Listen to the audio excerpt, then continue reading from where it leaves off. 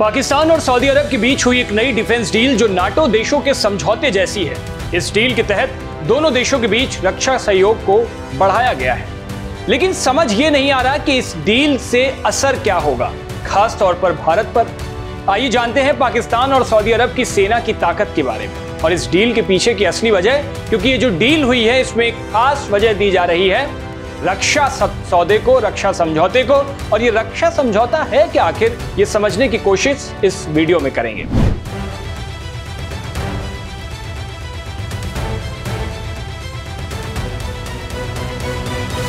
पाकिस्तान और सऊदी अरब के बीच एक डिफेंस डील जो हुई है, इसके तहत अगर किसी एक देश पर हमला होता है तो वह दूसरे देश पर भी हमला माना जाएगा। ये ठीक वैसा ही है जैसा नाटो कंट्रीज होती हैं। और आपको याद होगा जब इंदिरा गांधी के वक्त पर भारत का रूस के साथ समझौता हुआ था एक तय वक्त के लिए, यह समझौता भी ठीक वैसा ही दिखता है।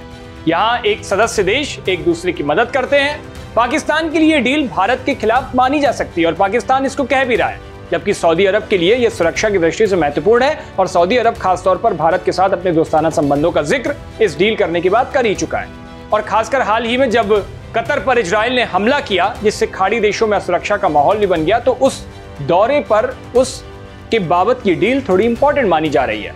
बात करते हैं पाकिस्तान और सऊदी अरब की सैन्य ताकत के बारे में, जिसका सबसे बड़ा जिक्र किया जा रहा है सैन्य पावर के बारे में। और इसीलिए हम कह रहे हैं कि पाकिस्तान अपने भाड़े के सैनिकों को अब सऊदी भेजेगा।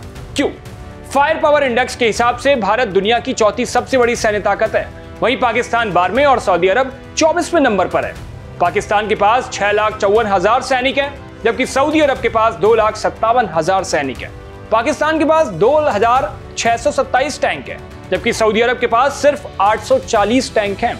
पाकिस्तान के पास 7,50,000 रिजर्व सैनिक हैं, यानी लगभग 5.5 लाख रिजर्व सैनिक हैं। जबकि सऊदी अरब की बात करें तो सऊदी अरब के पास कोई भी रिजर्व सैनिक नहीं है।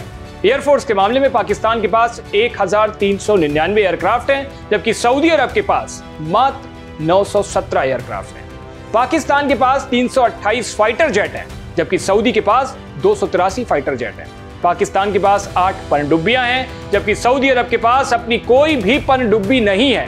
फ्रिगेट के मामले में पाकिस्तान के पास 9 है, जबकि सऊदी अरब के पास सिर्फ 7 फ्रिगेट है। इन आंकड़ों से यह साफ है कि सैन्य ताकत के मामले में पाकिस्तान सऊदी अरब से कहीं ज्यादा मजबूत है। लेकिन सऊदी अरब का सैन्य बजट पाकिस्तान से बहुत ज्यादा है। सऊदी अरब का $78 बिलियन का सैन्य बजट है और पाकिस्तान के सैन्य बजट की बात करेंगे तो सिर्फ $9 बिलियन, यानी लगभग 70 बिलियन डॉलर का बजट पाकिस्तान से ज्यादा है सऊदी के पास। और इसीलिए पाकिस्तान रईस देश होने के नाते अपने संबंधों का हवाला देने सऊदी अरब पहुंचा है, जब उस वक्त पहुंचा है जब भारत से बुरी तरह पिट रहा है पाकिस्तान। हाल ही में इजराइल का कतर पर हमला हुआ था, जिसने सऊदी अरब और यूएई जैसे सुन्नी देशों को चौंका दिया। इस घटना ने सऊदी अरब की सुरक्षा को लेकर चिंता बढ़ा दी है। इसके बाद सऊदी अरब को अपनी रक्षा के लिए पाकिस्तान के पास न्यूक्लियर छतरी की सुरक्षा मिल सकती है।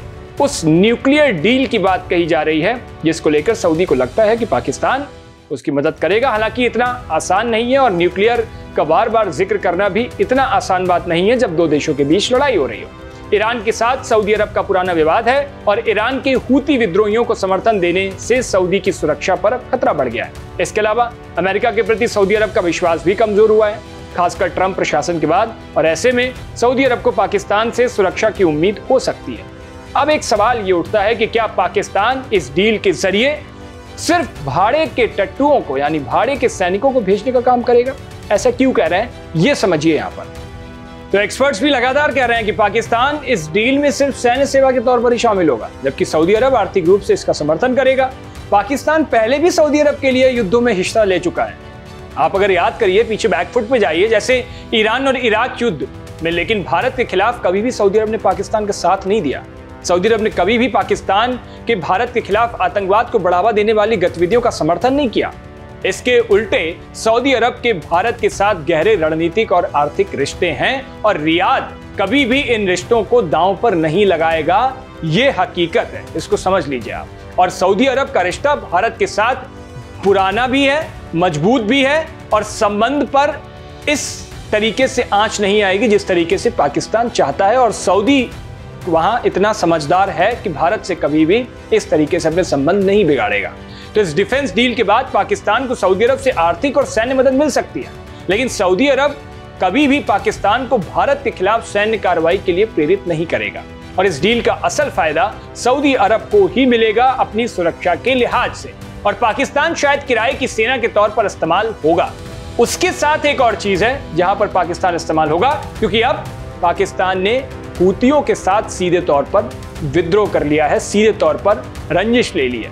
अभी देखना होगा कि इस डील से किसे कितना नफा कितना नुकसान होता है, यह तो आने वाला वक्त बताएगा। लेकिन आपको क्या लगता है इस डील से और जिस तरीके से पाकिस्तान और सऊदी की सेना को लेकर के बात हो रही है, उसके बीच में जो कंपेयर किया, उसको लेकर आपकी क्या राय है? अपनी राय हमें कमेंट बॉक्स में जरूर बताइएगा। देश और दुनिया की बाकी तमाम खबरों के लिए देखते रहिए भारत एक्सप्रेस।